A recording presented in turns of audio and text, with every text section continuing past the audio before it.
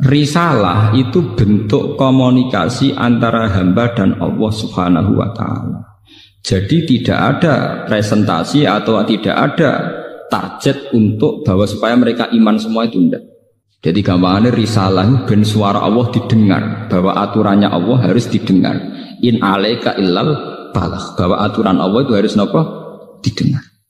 Mulane kesunatane para ulama, para pakar, para intelektual harus ngomong terus.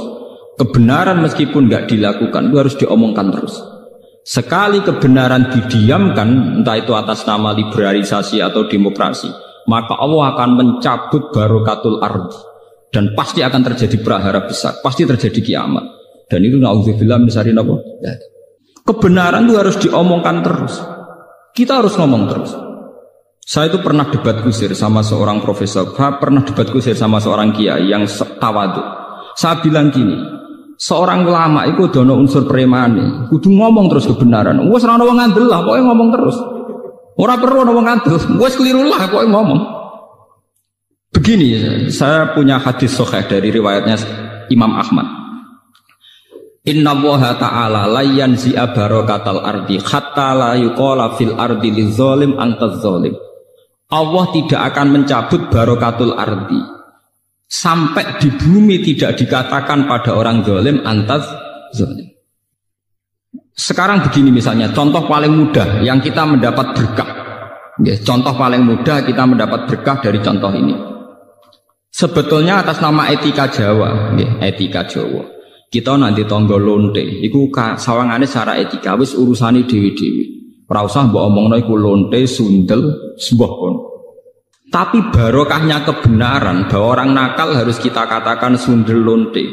Itu kelontean dan kesundelan akan tabu terus selama orang masih ngomong untuk lonte itu sundel, untuk orang BTS itu lonte atau sundel. Artinya apa? Orang masih jijik atau merendahkan derajat mereka yang berprofesi sebagai lonte atau sundel. Dan ini baik bagi agama, bagi keberlangsungan moral. Karena masih ada yang menjijikkan proses-proses yang salah. Meskipun kita sebagai ulama, sebagai tokoh masyarakat, tentu mereka kita kasih ruang taubat.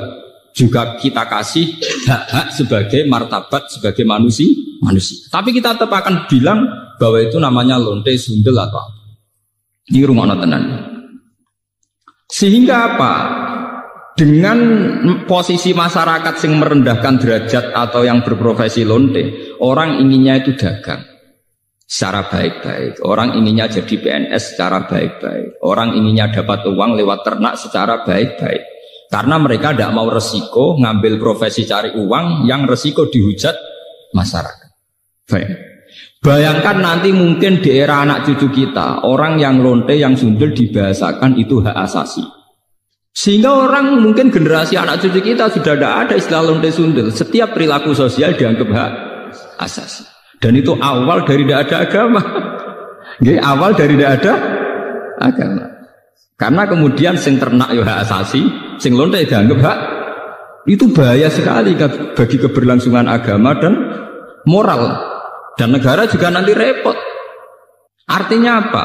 Sebetulnya sifat-sifat anarkis masyarakat, anarkis dengan tanda kutip anarkis terutama dalam perkataan, maling darani maling, lonte darani lonte, itu menolong agama. Karena dengan stigma, dengan pelakuan masyarakat sing jelek, perilaku ini terdianggap jijik. Dengan dianggap jijik, agama bisa jalan. Artinya bisa jalan ya ten. Karena si A yang lonte itu dihujat masyarakat, yang lain-lain nggak pernah ingin cita-cita jadi lonte. Sehingga masyarakat akan, bahkan mungkin anaknya lonte sendiri, karena tahu nasib ibunya dihujat, juga bercita-cita tidak jadi lonte. Coba kalau tidak mendapat hukuman dari masyarakat, ibuku begitu juga tidak ada apa-apa. Paham ya? Makanya lonte dan apa akan subur di masyarakat yang sudah tidak peduli dengan nilai-nilai ini. Misalnya di kota-kota besar atau di kawasan lonte. Karena sesama lonte saling tidak mengatakan tabu. Makanya aman. Dari itu kalau terkenang hadis riwayat Ahmad, Allah tidak mencabut barokatul ardi sehingga orang-orang zalim tidak dikatakan antas. Itu bahaya sekali kalau kita sudah tidak peduli terhadap itu. Nah, risalahnya Allah kepada Nabi Muhammad itu sing penting bahwa benar dikatakan benar, salah dikatakan salah. Tidak harus gol, tidak harus nopo gol. Makanya kalau setuju wonten riwayat hadis dan ini sahih, idza dzaharatil fitanu wal bid'u falyudhiril alim ilmahu. Ketika ada fitnah, ada bid'ah, orang alim sementing ngetokno ngalime, ora malah tawaduk muni kula mboten derek-derek. Falyudhiril alim ilmahu. Orang alim harus menunjukkan kealimannya. Sing alim kudu ngaku ngalim. Paham? Aja sing alim ngaku bodoh. Bahaya. Tawaduk sing bahaya. Okay. Falyudhiril alim ilmahu. Sing alim kudu ngaku ngalim. Kalau tidak, wa illa fa'alaihi la'natullahi wal malaikati wan nasi asma. Itu akan dekat laknat. Karena kalau kebenaran tidak diomongkan, maka nilai masyarakat pasti kacau.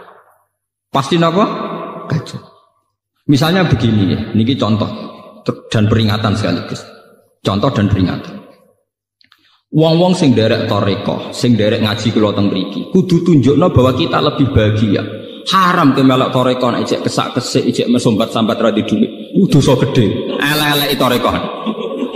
Kowe sing ngaji ning kene kok ora iso seneng ya haram. Elek-eleki wong ngaji.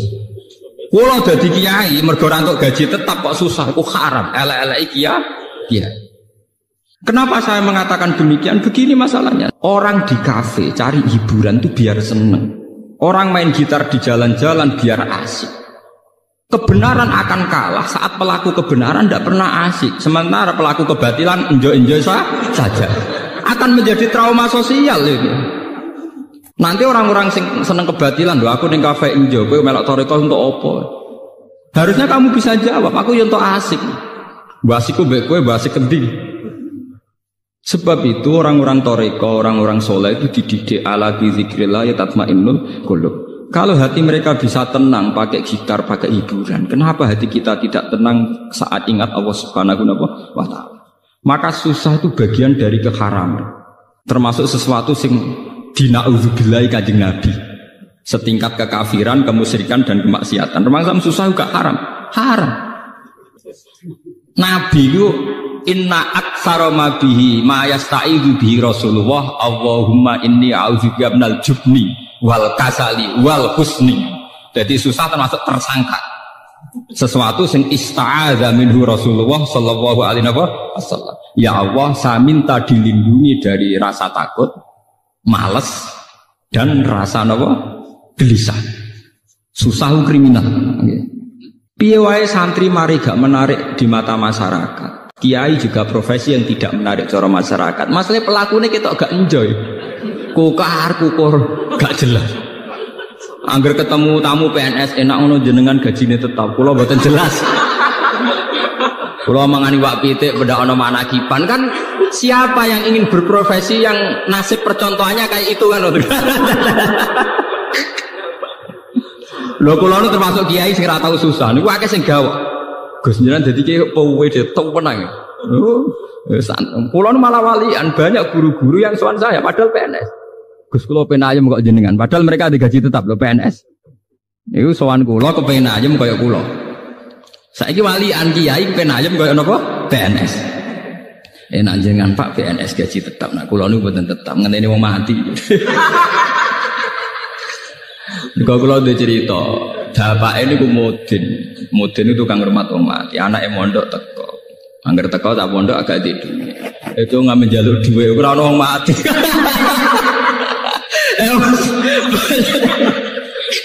Bagaimana profesi kayak ini bisa menarik? Wong di rezeki ngenteni wong mangani wapi tek ngenteni wong manaki. Bagaimana profesi kayak ini bisa menarik? Wis ngono secara fisik ya klunak-klunak kukar-kukur. Nah ana pegawai negeri jenengan ngoten enak apa untuk gaji tetap. Kula dadi kiai gajine gak tetap. Saya itu tidak pernah, itu menurut saya itu haram besar, dosa. Kulon sering didolani guru SD, guru SMP, PNS. Resep urip ayam apa Pak? Jadi ayam, saya gampang jadi kiai ayam. Tapi kiai penghasilannya kan gak tetap, dari sapa? Sing gak tetap penghasilan, harus gini pengiran tetap. Oh malah goblok tau. Rezekimu ngenteni tiap bulan. Rezekiku gak tetep kok saking seringnya gak tiap bulan. Aku kadang rezeki tiap dino. Winter. Berarti sampe nak sering di duit. Malah goblok meneh darah rezeki mesti duit malah goblok meneh. Rezeki ora mesti duit, sehat ya rezeki, seneng ya rezeki. Oke malah dadi bodoh meneh darah rezeki mesti napa? Duit. Iku penyempitan ilmiah. Anak wong intelek ciri utamane ora goblok kamu. Termasuk goblok darah rezeki mesti napa? Duit. Berarti enak gak jadi dia enak banget. Jadi jelas. Eling lho termasuk susah itu ista'adza minhu Rasulullah. Inni a'udzubika minal jubni wal kasal wal hazan. Susah. Termasuk masalah utama umat Islam sekarang. Kenapa tidak bisa kompetisi? Karena mental susahnya itu menghantui. Bagaimana orang bisa kompetisi? Aman-aman susah kukar-kukur. Tidak bisa. Orang bisa kompetisi itu kalau fresh, kalau dalam keadaan sigap, berlapang dada. Nabi ku iso hebat, itu termasuk rumusnya sito. Alam nasroh lakanova sadrak, karena berhati lapang. Sementara problemnya wong soleh teng Indonesia, angger wong soleh ku identik mbek klunak-klunuk, kukar-kukur, sumpek.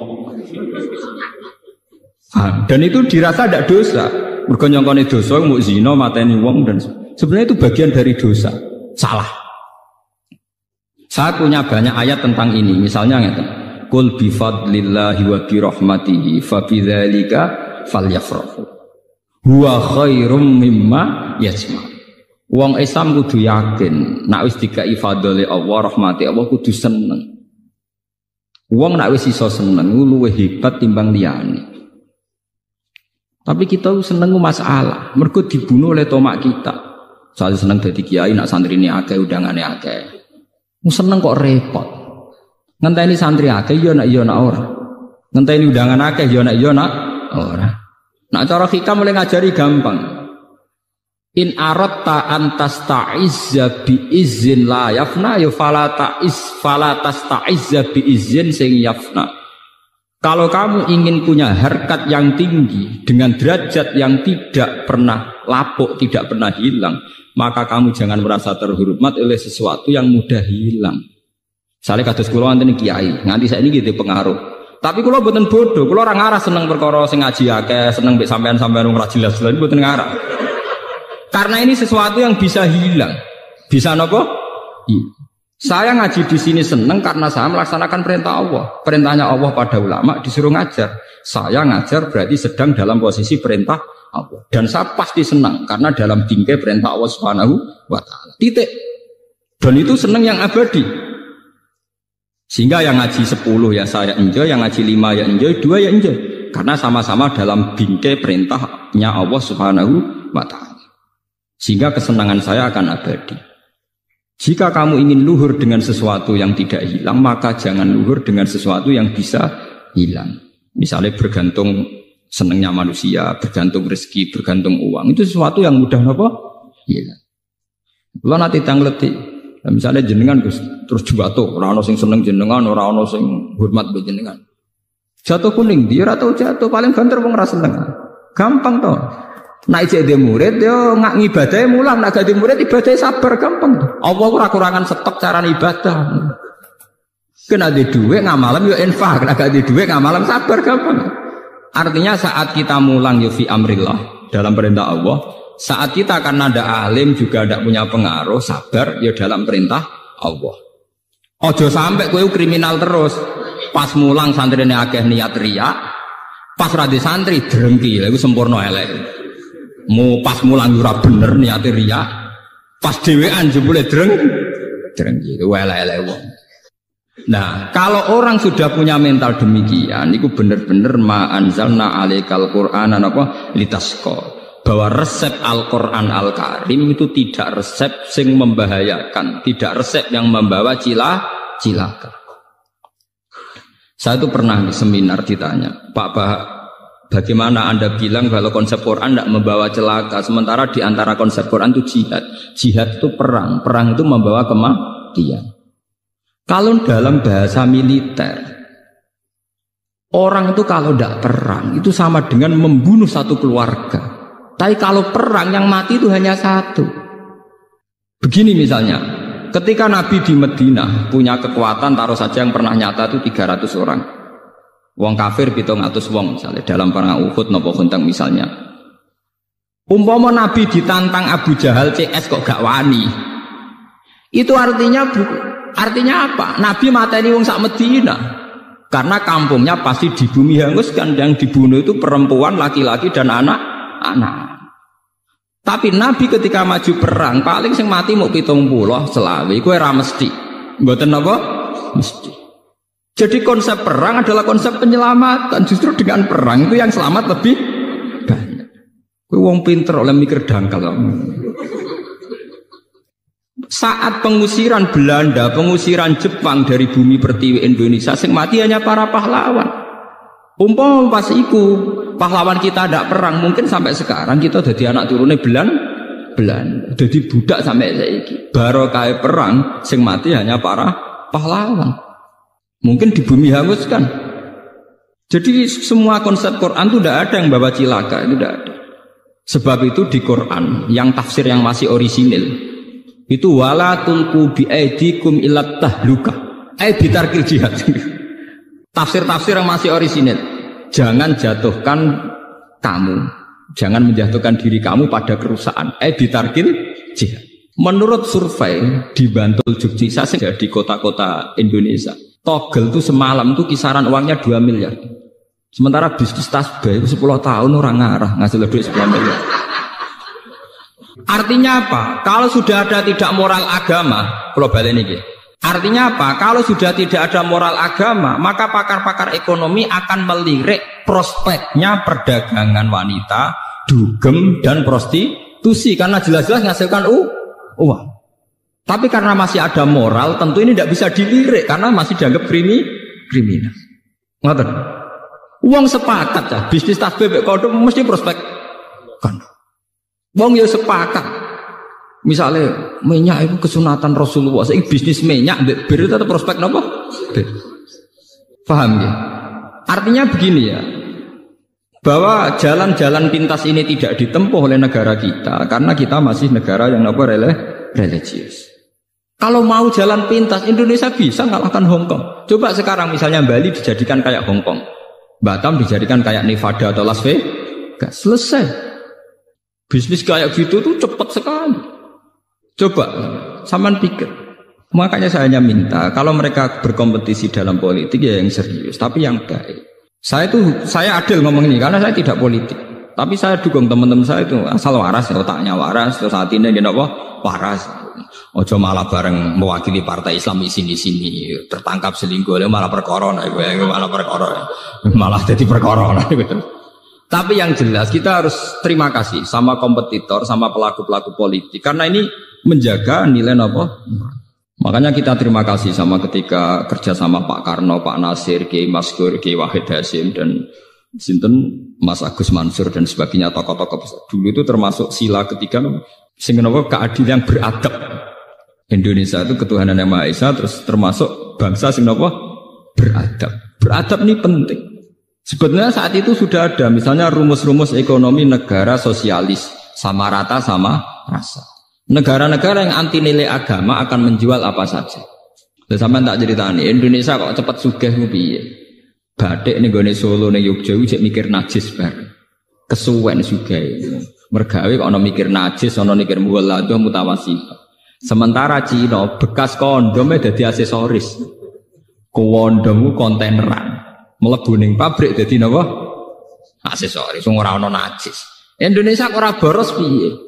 Misalnya celana dalam bardinggo wis mlebu limbah, digone jare najis mbok jiji. Cara Cina ora ana jiji najis. Bekas kondom meneh ada celana dalam kondom karuan kondom. Niku limbahe dadi aksesoris perempuan. Nah, kalau kita kan sering banyak ada limbah. Anggere nganggep jiji utawa najis kan enggak dipakai lah lagi. Sementara mereka enak saja. Mulane wonten kanca kula sing kurang ajar. Ki roh Gus wong barat cepet sugih, wong Islam cepet mlarat. Lah wong Islam ku esok Gus tapi nganggo klambi kok jubah sarung gak kakean. Wong barat klambi mau cukup katokan cekak irit.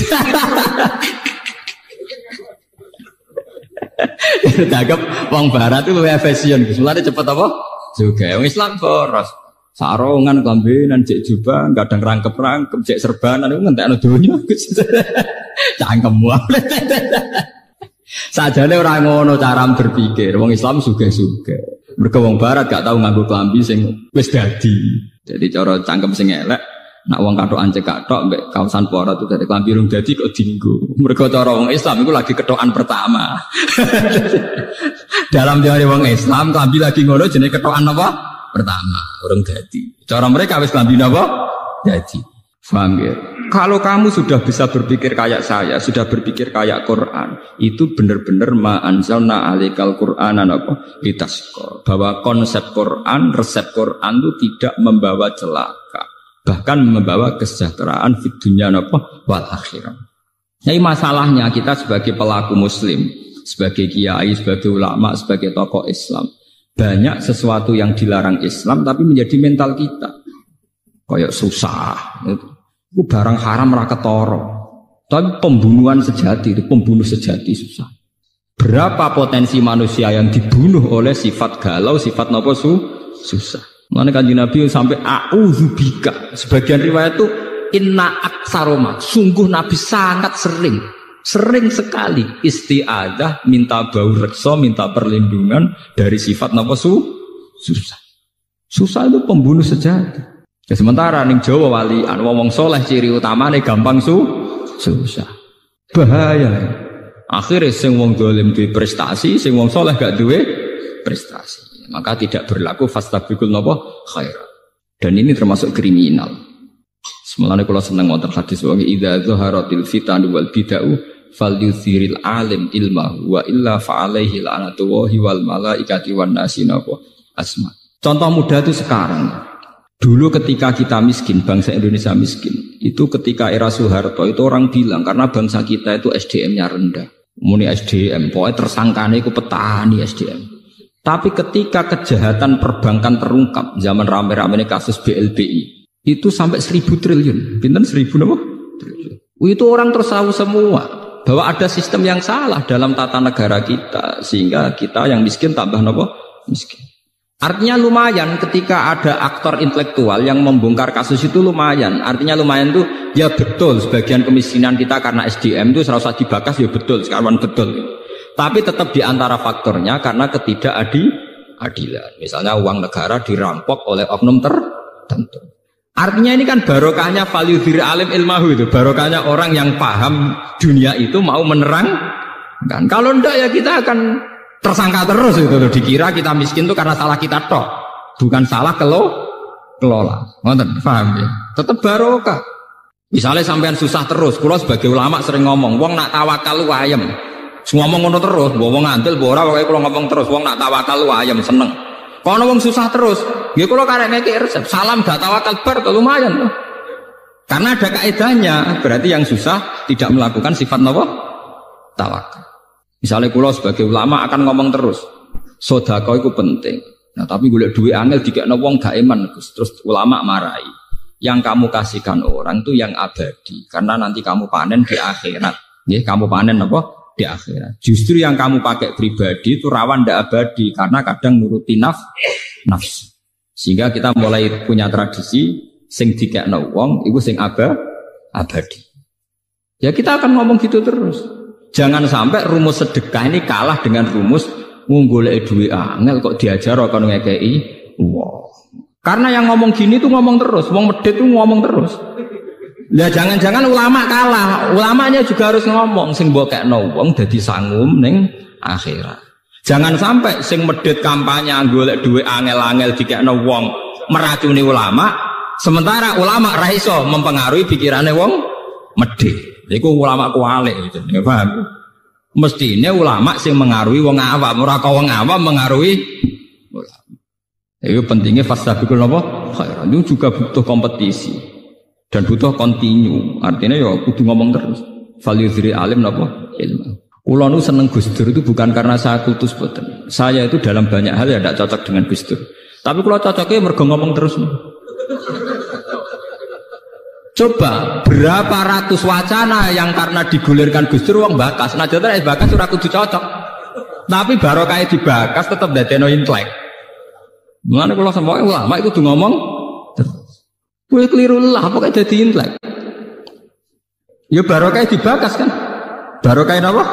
Dibakas. Mulane diarani ana bahsul wasail. Masalah itu kalau dibakas tetep diarani intelek. Senajan to ora tau ana solusine. Artine sing penting niki balik teng pentingnya ulama omong. Lah gunane yang ngomong niku. Ya akhirnya tetap ora putus tapi kan lumayan. Ana proses intelektual, ana proses transfer informasi, ana proses pendidikan. Ngomong ya penting. Tapi yang bermutu lho, mau kan value diril alim ora jahil lho. Anak jahil ngomong malah ngacokno masalah yo. Ngalim yo ngalim yo. Ya ngalim. Dulu tuh orang tidak tahu yang namanya intelijen itu apa, konspirasi itu apa. Gara-gara dibokas, ya akhirnya uang roh. Coba berapa ilmu yang karena didiskusikan di TV, karena ada dialog, orang tetap menjadi intelek. Tetap mau nak hikmah, tetap mau apa? Hikmah. Dan itu tradisinya Quran hadis. Sesuatu itu didiskusikan, diulang-ulang. Bahkan Quran piyambak beberapa kali satu ayat sampai fabi ayyi ala'i rabbikum apa? 3 kali diulang. Karena kalau seneng Gus Dur ora kok perkara mesti bener gitu. Dia seneng ngomong. Nek serang ngomong bahaya. Karena itu tadi bagian dari memantik diskusi.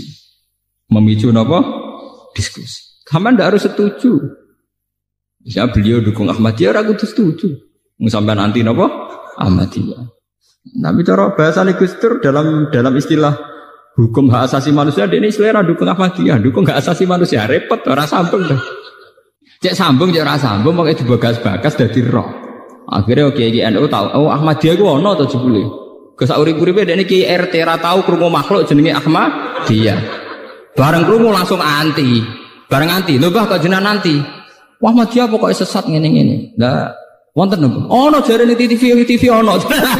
Ada dekne dhewe ra tau roh. Ya barokah diskusi. Makanya kalau nyuwun jamaah yang mriki napa sinten mawon. Orang itu harus jangan merasa pinter sendiri, harus mau berwacana, berdiskusi. Mojo sinau dhewe ning kuamar pepeh kitabe kuno baleni kuno terus rasa paling bener mergo sakral. Pemenen lampune publik terus kok sakral dhewe. Kadang kita itu kultus itu karena fisik. Juga le dukun ning desa ngisor pring, rata wadus sawangane muandi. Tapi nek wis ning gone lobi hotel muacak nggawa HP, sawangane wis gak mandi. Lha iku jenenge wong ku kena justifikasi, kena napa? Iku ngoten niku. Manusa pancen ngoten niku. Seakan-akan diskusi modern itu pasti sekuler, yang salah pasti benar, ndak bisa begitu. Bapak dukun ngisor kali, ngisor wit, golekane wangel, mobil ra iso, sepeda motor gak iso. Wonge ra tau wadus, wa tak wadus. Sanjen sawangane mandi tenan. Jajal kowe ning dukun, HP-ne wis 3G, omahe rumpesi, sawangane kan rapati napa? Mandi. Padahal iso wae kuwi mandi timbang sing ning ngisor napa? Ali. Nah, tapi manusia itu mudah terjugesti. Wong salaf sing pegaweane ning omah, balene kuno sinau kitab-kitab kuno. Sawangane mesti wong bener. Sementara sing modern itu gawe organisasi nyelametno umat, sawangane wong mlete. Tapi iso wae cara Allah bener sing itu. Mergo sing itu elek-elek sing ngurmati umat Kanjeng Nabi. Sing ning omah terus egois ngurusi awake dhewe. Paham ya? Cek barokah sing itu. Ijek ngurusi wong akeh. Khairun nas anfa'uhum linnas. Sing tengok-tengok ning omah kok nang ngurusi awake dhewe. Paham ya? Meskipun tetap wong soleh lho nggih, tapi tingkat kesolehane tetap tinggi sing anfa'uhum linnas. Lah tiang-tiang ngeten terus dijak diskusi ya kaget terus. Napa? Ya, tapi alhamdulillah nambah pulau jadi purun, tiang-tiang ngoten purun. Di pulau ya termasuk yang modern sing ikhlas. Gawang ikhlas ora hawane, dadi ora kulon be modernan yang sepon tak jadi diskusi kulon cek purun. Mergo hawane bawa akhirat, kulon modern aja bawa akhirat. Ora kaya sampeyan yo tenan bodonya tenan.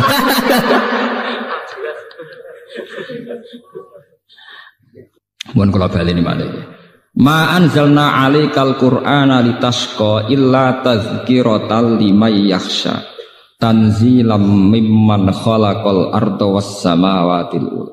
Terus mriki wonten masalah napa nggih? Masalah teologi Islam Ar-Rahmanu 'alal arsis tawa. Ngaten kula terangaken. Dalam ayat-ayat yang zahirnya itu ada pensifatan Allah sing mirip dengan makhluk.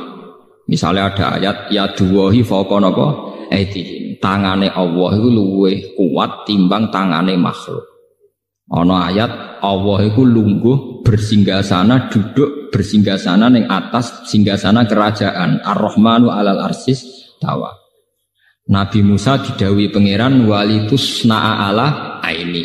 Sa kowe tak ingeti mripatku terus. Jare pangeran sa kowe tak ingeti mripatku terus. Ayat-ayat yang kayak ini yang secara zahir ada kemiripan Allah dengan makhluk niku dalam teologi Islam disebut ayat mutasyabihat. Ayat-ayat sing zahire Allah serupa kalian apa makhluk. Padahal jelas-jelas aturan pokok dalam mensifati Allah niku jelas-jelas laisa kamitslihi napa syai'un. Allah ndak ada samanya. Atau dalam istilah populer Allah mesti mukhalafatul lil hawadisi. Nah, tengene surat Ikhlas istilahnya walam yakul lahu kufuwan ahad. Allah tidak ada sing ngembari. Lah akhirnya ulama itu ya mau butuhe ra kembar. Akhirnya ana loro meneh, iki diskusi meneh. Jare ulama salaf takoki. Imam Ahmad ditakoki Imam Malik, apa Allah di tangan yo duwe wong dawe Allah ya duwe fa kono apa aitihim. Ra koyo kita ya ora koyo tangan. Jawa de mripat ya duwe, ra koyo kita ya ora koyo mripatan. Allah lungguh ning singgasana iya ya lungguh, ya ora koyo lungguh. Lah ulama kholaf luwe intelek. Asline ora pati paham tapi pokoke sawangane intelek. Dadi ya duwai fauqa aitihim kinayatun anil qudrah was sultanah. Maksudnya ku ora tangan tapi kekuasaan. Iku bahasa persemon, kinayah mbok majas cara Jawa. Jadi maknane tangane Allah, maknane kekuasaane Allah. Paham nggih? Lah ana sakniki wonten ayat Allah duduk di singgasana kerajaan, maknane bertahta. Tunggale misalnya raja baru diangkat kan dikatakan raja bertahta, duduk di atas singgasana. Padahal pas dibenem mbek ngadeg loh. Raja itu saat dinobatkan jadi raja mbek lungguh ta mbek ngadeg. Tapi istilahnya duduk di atas singgasana. Maknane bertahta. Iku jenenge takwil. Nggih, jenenge napa? Takwil. Lah ana Allah disebut Allah kagungan meripat, maknanya kagungan penglihatan. Meskipun tidak meripat sing lahu hadaqatun sing kados kita duwe teleng, duwe retina, duwe bola mata dan sebagainya. Intinya dua ulama ini sepakat pokoknya tetap harus mukhalafatul hawadisi, bahwa Allah itu tidak kayak kita. Nggih. Tapi masalahnya Allah siambak kalian manusia saat menjelaskan hukum manusia. Niku pasti pakai perangkat media yang dipahami manusia. Misalnya ngeten. Mata itu bisa melihat sesuatu kalau benda yang dilihat itu memancarkan sinar. Sama takokno pakar-pakar optik. Yang punya sinar itu bukan matanya, tapi benda yang dilihat. Gitu gini pacar-pacar. Sebab itu gambarannya Nabi Musa roh pangeran itu muncul sebuah nur, cahaya.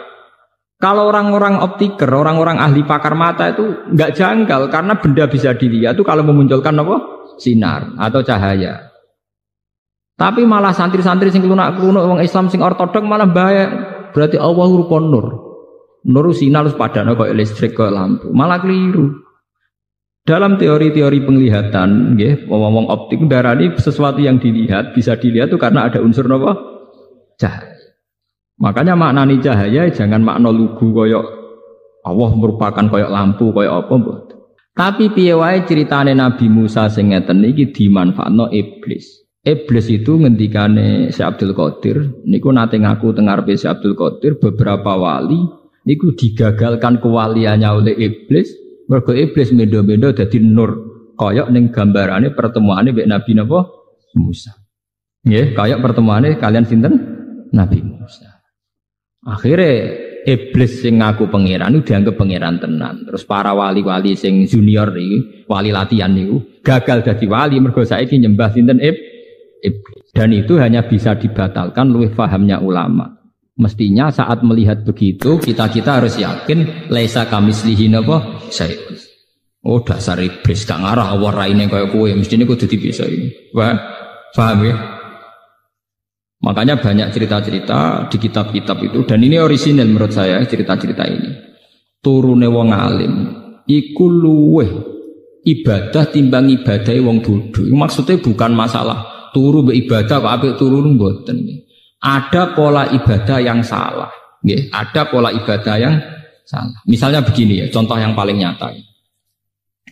Wong bodho nu kadang ora roh dur. Pepe seneng salat, ngame ning masjid salat. Tapi sekali mlebu omah, "Dek, sarapanku wis mateng.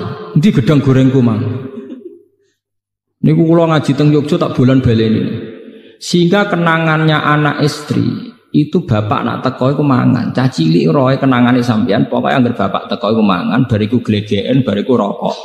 Padahal wong saleh tenan, nek nang masjid ya kok bliyah bae apa ae dilakoni.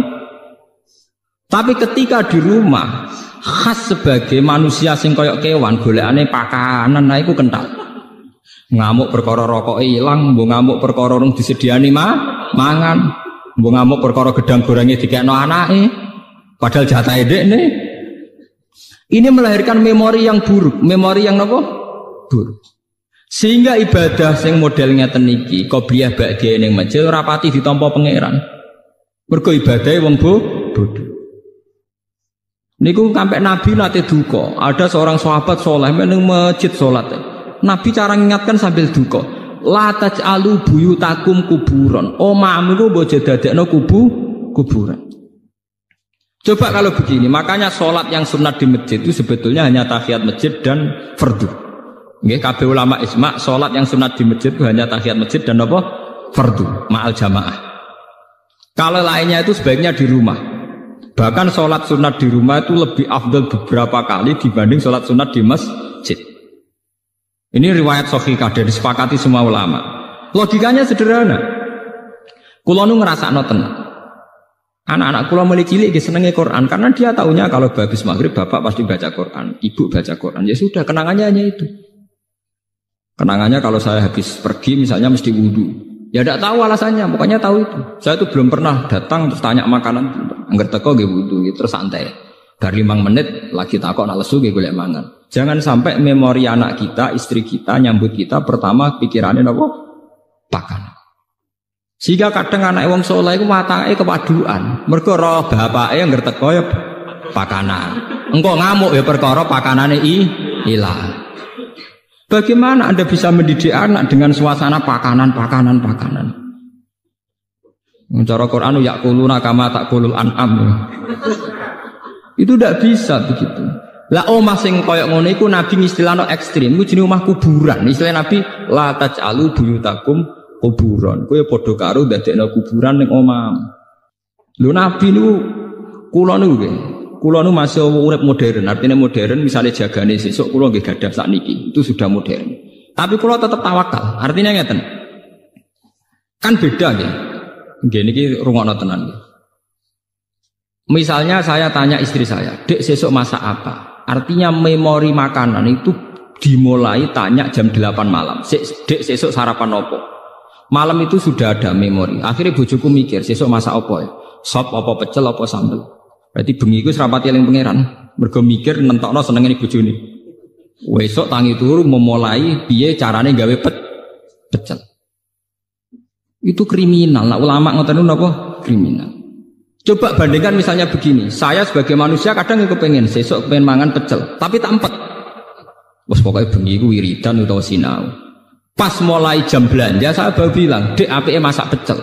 Itu ada waktu 12 jam di mana saya punya ruang yang bebas mikir agama, mikir ilmu. Bojoku ya di ruang bebas tahajud, mikir ibadah.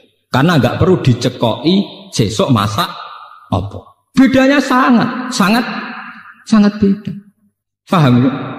Karena salah memulai itu ya salah. Mulane ketika ada Nabi, fa innakum fi sholatin man tazartumus sholat. Kowe iku ya wis salat nak ngenteni salat. Misalnya begini. Jam 11, kowe wis ketok adus. Anak mesti kenangane, bapak ngerti jam sholat sadus persiapan ning masjid. Berarti satu rumah, iku sepakat. Bapak orang ngarah mangan, ngerti sadus mesti persiapan ning masjid. Orang ngarah mangan. Bojo ora perlu nabrak goreng tempe, goreng gereh, mesti ribet. Paham ya? Lho ini penting. Kadang kita wis melarat ribet. Kowe wis melarat, wis terkenal nak teko-teko takok pakanan. Wong duwene gereh mbek lengkok kletik entek. Wah, akhirnya bojom kan ribet. Wong melarat malah repot. Goreng tukul ngose. Engko barang apa nyumet koreke rusak. Paham ya?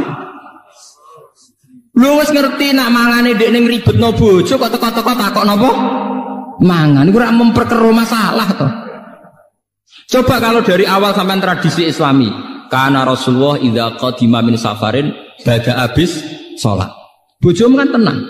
Gerah ya rada entek, minyak goreng yang rada entek, tapi tenang ya, bojoku teko mesti salat sik. Engko ora ngawur arung mangan, wong bar salat itu setane ilang, rapati kereng. Setane rapati kereng.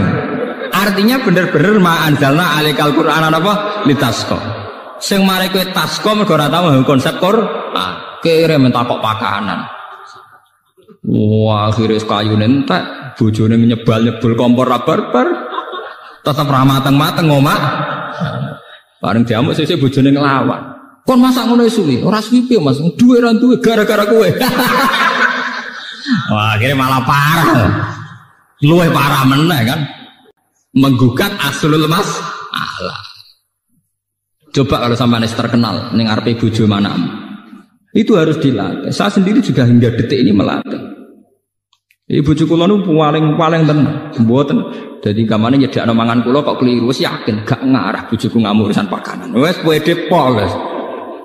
Kula lah tak jaga betul. Makanya kula tapi kula wong modern dadi tak elmoni. Kecewa mangan ning omah ya marung kok.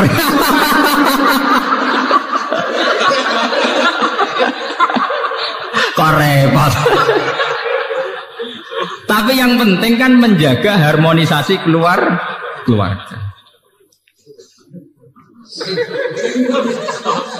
Nggak, artinya nggak apa-apa loh. Ilmu modern dipakai sarana untuk kebaikan bersama. Daripada ke ngamuk bojo perkara tempe hilang, ya sudah. Teko sholat, ora ana sing kurang, ya tuku bar selesai.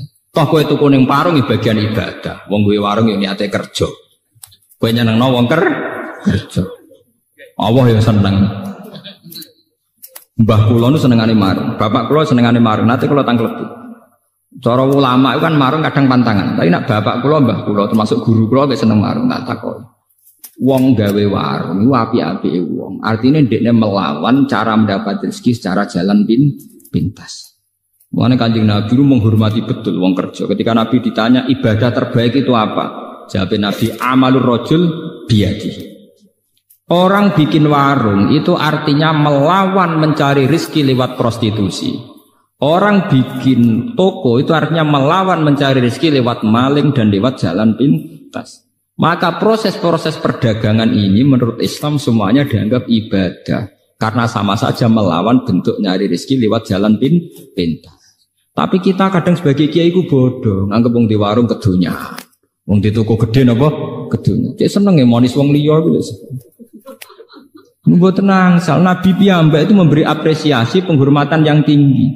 Nabi ketika ditanya ibadah terbaik itu apa? Amalur rajul biyadi. Nabi pernah ditanya ayul kasbi atyab qol amalur rajul biyadihi wa kullu bai'in mabrur. Semua perdagangan itu ibadah. Kula nate teng pertemuan niki awal-awal cerita, kenapa semua perdagangan ibadah? Wong melarat dikei kadang izin, mergo merasa tidak memberi apa-apa.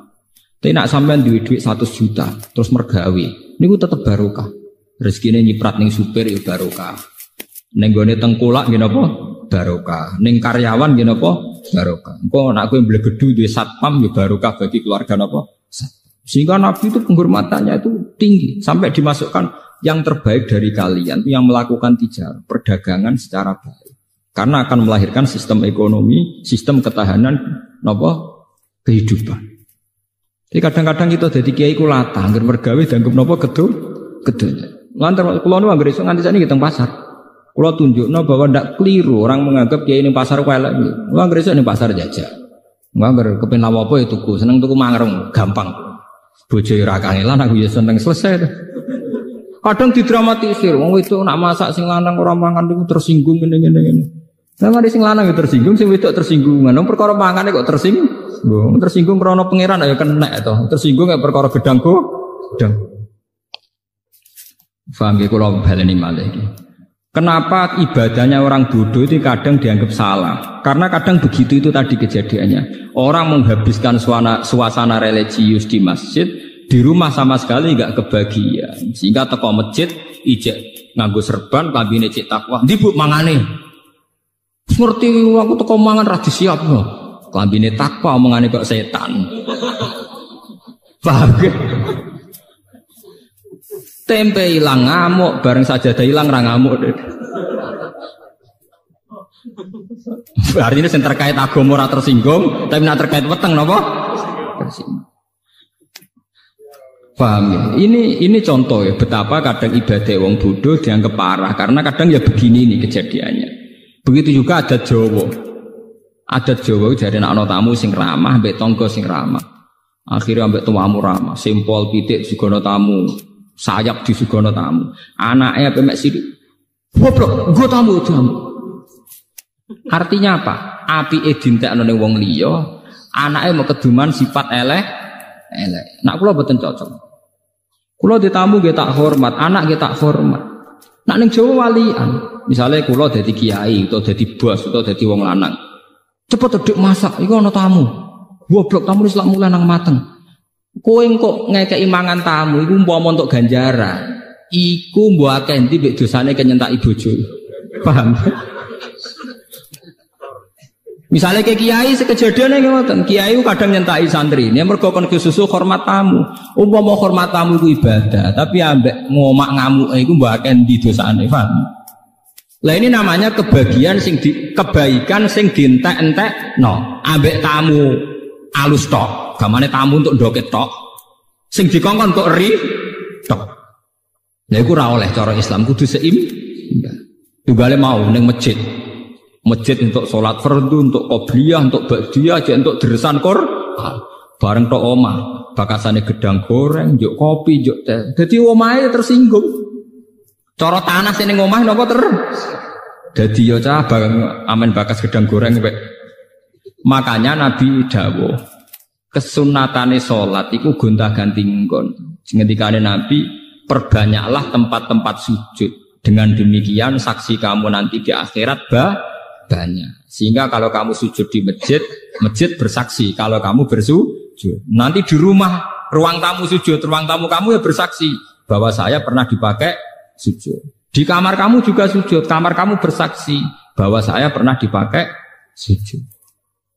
Nah ini pentingnya ngawang alim. Maksudnya ini kalau cerita, kenapa kadang ibadah yang bodoh dianggap salah? Orang kok salah ibadah boten, kadang ora roh dur, paham ya? Ora roh napa? Dur. Boten ibadahnya nggak apa ibadah. Tapi akibat dari salah kaprah ini melahirkan tradisi sing jomplang. Hormat tamu berlebihan, ning jero sentak-sentak. Nang masjid religius kok malaikat sekali tok omah koyok setan. Lah iku ya itu yang dianteni Nabi itu enggak boleh.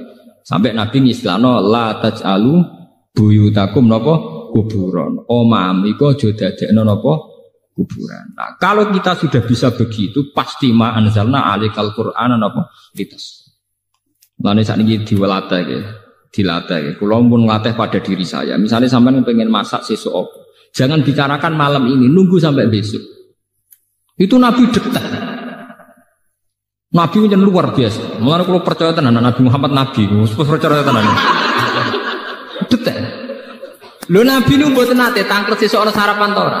Sehingga sampai menjadi hukum fikih, poso sunat itu ora perlu niat dinepno. Nggih, poso sunat itu ora perlu nginepno napa? Ya. Kejadiannya sederhana. Logikanya gampang. Dalile itu kanjeng Nabi agar esuk lagi takok. Cara mriki nggih setengah 7, waktu duha setengah 7. Sah. Ana sarapan. Mboten enten ya Rasulullah. Jare Nabi ya enak jare. Idzan asumu. Nek ora ono sing tak pangan ya tak poso sah. Sampai dadi hukum nak poso sunat ora perlu ni. Itu tidak mungkin terjadi pada sampean karena bakas mulai maghrib. Sesuk ana sarapan ora wis serah. Ngoten to. Artinya kesimpulan dari cerita itu betapa Nabi tidak bakas di malam harinya. Andai kan dibakar kan sudah tahu, paham ya? Ngoten. Kejadian orang arah terulang kagak sampean. Mesti wis roh dene. Kere ta ora sesuk wis roh. Tapi resikonya itu tinggi. Kalau sampean ngerti ora di duit sesuk roy bengi, itu bingungnya mulai bengi. Lah nek roh kan mulai esuk lagi bingung. Kan lebih singkat, bingungnya lebih apa? Singkat. Jadi ajarannya Nabi itu yang membahagiakan, mempersingkat kebingungan. Loh, ini terapi tenan lho. Kalau ngaji tak niati jagongan, ini terapi tapi tak warai. Ini terapi. Lho kalau nung dadi kiai aja perkara ning ngoten. Dadi tak elmoni. Assalamualaikum warahmatullahi wabarakatuh.